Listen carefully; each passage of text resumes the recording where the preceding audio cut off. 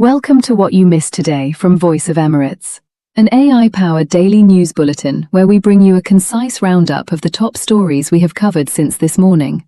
From local, Arab and international news to economy, entertainment, sports and lifestyle. I'm the virtual presenter for Voice of Emirates. Now, let's begin with the highlights of what you may have missed today.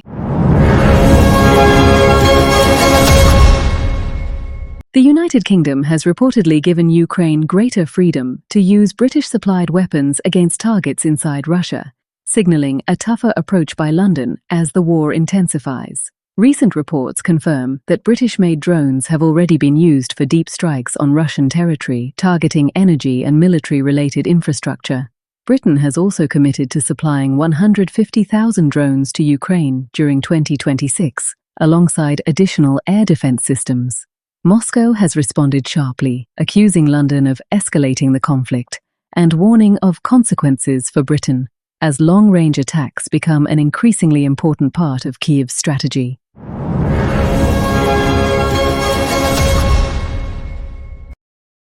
Iran has condemned a drone attack targeting the office of Iraqi Kurdistan Prime Minister Masroor Barzani, describing the incident as a highly suspicious development requiring vigilance.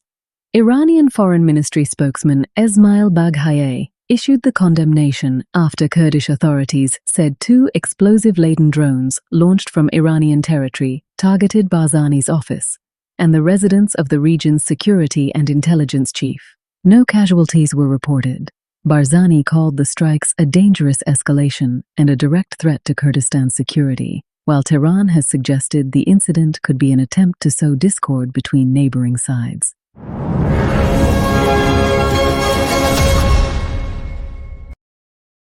The U.S. Central Command, CENTCOM, says American forces have redirected 64 commercial vessels, disabled 3, and boarded 2, while enforcing Washington's naval blockade against Iran. The latest figures mark an increase from 62 redirected vessels reported on August 14th as U.S. forces tighten enforcement around Iranian maritime traffic. The operation comes amid continued tensions over the Strait of Hormuz, where disrupted shipping has heightened concerns over global energy supplies and pushed additional risk into oil markets.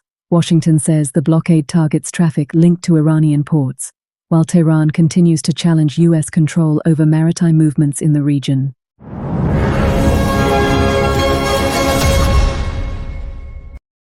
And from the political news, President Donald Trump's Gaza peace plan is facing a decisive test as Washington tries to translate its diplomatic roadmap into concrete commitments from Israel and Hamas.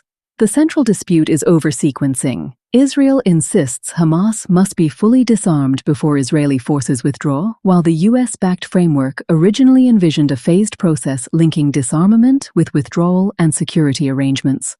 8 Arab and Islamic countries, including the UAE, Saudi Arabia and Egypt, have urged Washington to ensure implementation of the plan. Recent talks between Jared Kushner and Benjamin Netanyahu produced cautious optimism, but no firm Israeli commitment, leaving American influence over its closest regional ally under scrutiny.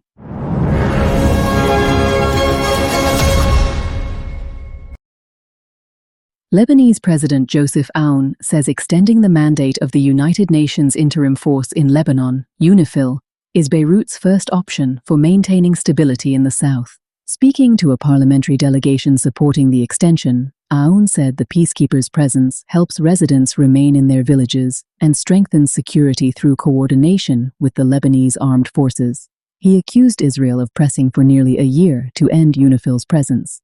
Aoun added that if an extension proves impossible, Lebanon will seek an alternative legal framework, ensuring continued international forces in the south.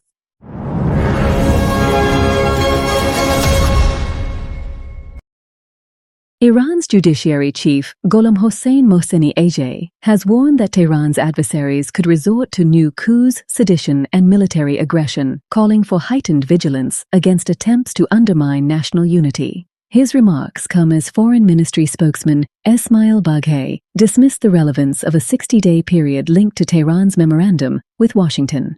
Baghai said the document envisioned a window for negotiations on sanctions relief and Iran's nuclear program rather than a formal ultimatum, and argued that alleged US violations prevented the talks from beginning. The developments highlight continuing tensions inside Iran and the stalled diplomatic track with Washington.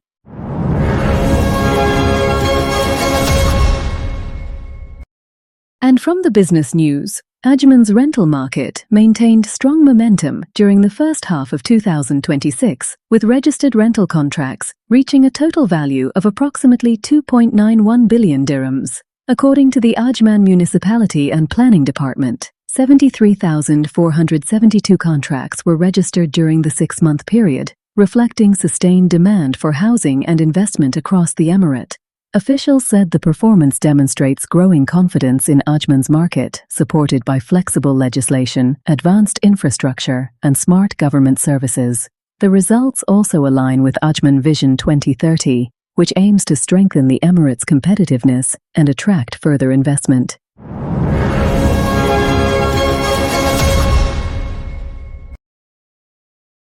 Dubai's residential property market regained momentum in July, with sales reaching 34.9 billion dirhams, up 5.2% from 33.2 billion dirhams in June.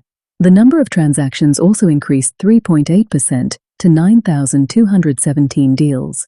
Growth was driven largely by the secondary market, where transactions jumped around 18%, reflecting stronger demand for ready properties.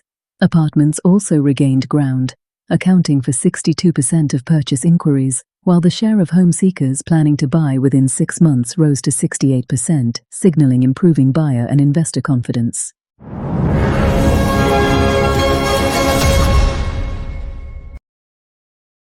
Banks in Dubai and Abu Dhabi recorded strong deposit growth during the first half of 2026, according to figures from the Central Bank of the UAE. Dubai banks attracted around 65 billion dirhams in new deposits, lifting their total by 4.2% to 1.613 trillion dirhams by the end of June. Abu Dhabi banks recorded an even larger increase of 86 billion dirhams, with deposits rising 5.8% to 1.561 trillion dirhams. Lending also expanded strongly, increasing by 96 billion dirhams in Dubai and 75 billion dirhams in Abu Dhabi, highlighting continued momentum across the UAE banking sector.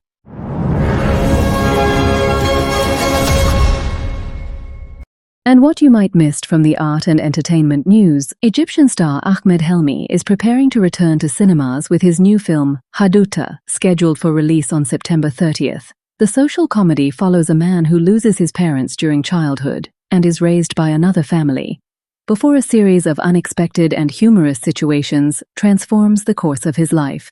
The film brings Helmi together with Amina Khalil, Khaled El Sawi, Maged El Masri, Rahma Ahmed, and Mohammed Abdel Azim, written by Ahmed Abdel Rahman and directed by Mazen Ashraf. The project completed filming in Alexandria after a 32-day shoot.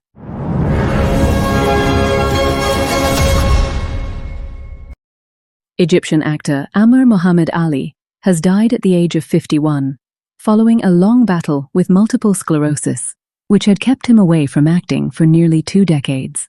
Ali began his career at a young age and appeared in around 70 film and television productions, becoming particularly known for his role as Shak Shak in the acclaimed series Arabesque.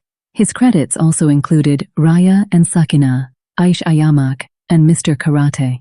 His final television appearance came in Hadaik al-Shaitan in 2006, the same year his illness forced him to step away from the screen.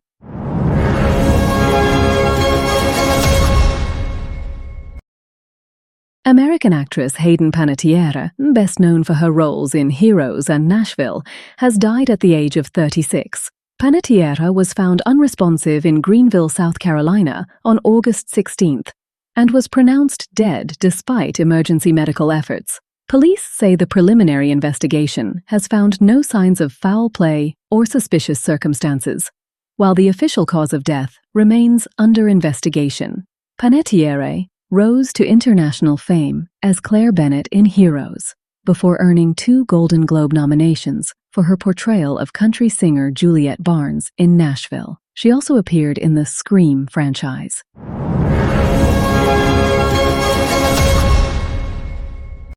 We conclude our roundup with the top sports news stories you might have missed. Simeon Hristov, representing Team Abu Dhabi and the Abu Dhabi Marine Sports Club Academy, has claimed first place in the ILCA 4 category at the International Sarajevo Cup Regatta in Bulgaria.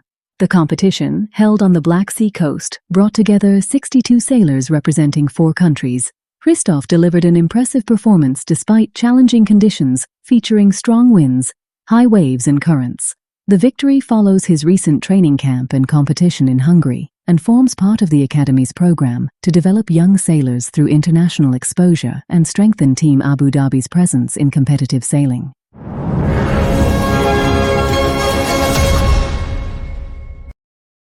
Portuguese cyclist Rui Oliveira of UAE Team Emirates XRG has claimed the first professional road victory of his career, winning the 10th and final stage of the 2026 Tour of Portugal in his hometown of Porto.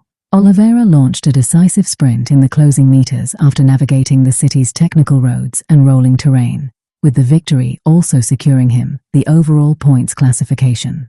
UAE Team Emirates XRG ended the 11-day tour with 4-stage victories, while teammate Adria Pericas finished 5th overall and claimed the white jersey as the race's best young rider.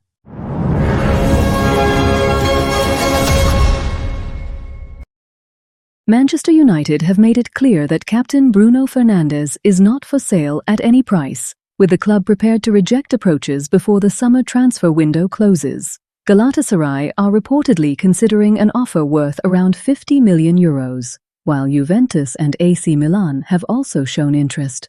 Although no formal bid has yet been submitted, Fernandes has entered the final year of his contract, but United hold an option to extend it for another season. The Portuguese midfielder remains central to the club's plans after registering a Premier League record 21 assists last season.